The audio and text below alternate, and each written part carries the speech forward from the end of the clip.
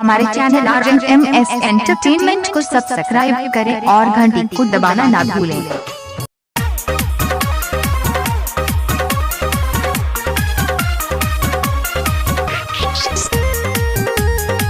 Music by Neha Studio।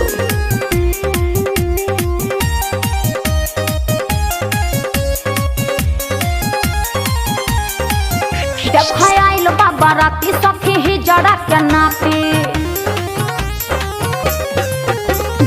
आइल बाबा राती सखी ही जड़ा के नाती आइल बाबा राती सखी ही जड़ा के नाती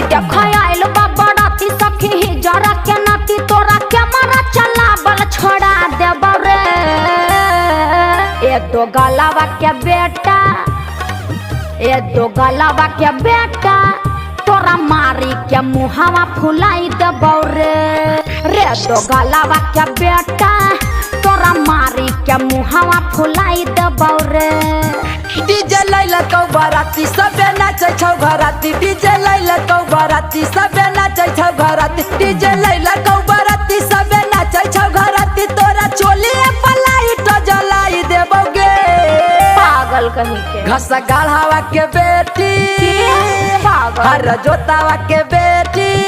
तोरा लहंगा में कैमरा लगाई देबो पागल है के तू घसा गाढ़ावा के बेटी तोरा लहंगा में कैमरा लगाई देबोगे एकदम अनपढ़ है बा। डीजे रामशंकर राज डीजे रामशंकर राज डीजे रामशंकर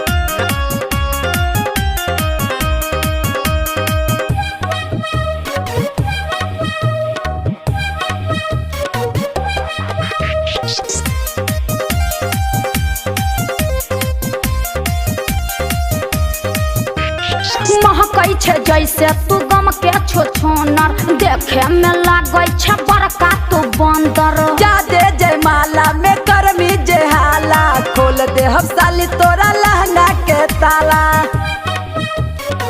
चल हट बानर कही के महका है जैसे तू गम के छोछोनर देखे में लागै ही बड़का तू बंदर जादे जयमाला में करमी तू हाला खोल दे साली तोरा लहंगा के ताला साला लू चल फंगा जानी ले हमरा से पंगा साला लू चल फंगा जानी ले हमरा से पंगा साला लू चल फंगा जानी ले हमरा से पंगा तोरा पॉकेट में पुनिया डाला बाई देब रे ए दो गलावा के बेटा ए लंगटावा के बेटा तोरा मारी के मुहावा फुलाई देब रे दो गलावा के बेटा तोरा मारी के मुहावा फुलाई देबौ रे। डीजे रामशंकर राज डीजे रामशंकर राज डीजे रामशंकर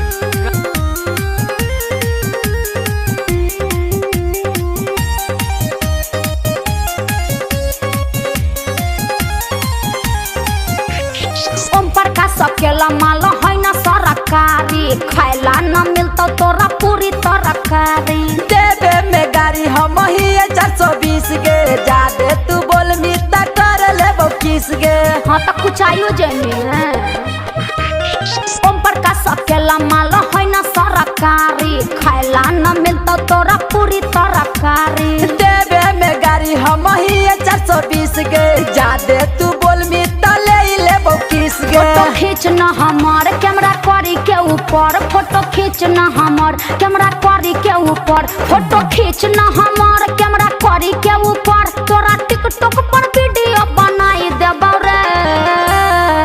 रे दो गलावा के बेटा रे लफंगावा के बेटा तोरा मारी के मुहावा फुलाई देब रे दो गलावा के बेटा तोरा मारी के मुहावा फुलाई देबौ रे। डीजे लैला कौ बाराती सबे नाचै छौ घराती डीजे लैला कौ बाराती सबे नाचै छौ घराती डीजे लैला कौ बाराती सबे नाचै छौ घराती तोरा चोली पलाई तो जलाई देबौ गे पागल कहीं के घसा गाढ़ावा के बेटी पागल हर जोतावा के बेटी तोरा लहंगा में कैमरा लगाई देबो पागल है के तू घसा गाढ़ावा के बेटी तोरा लहंगा में कैमरा लगाई एकदम अनपढ़े बा।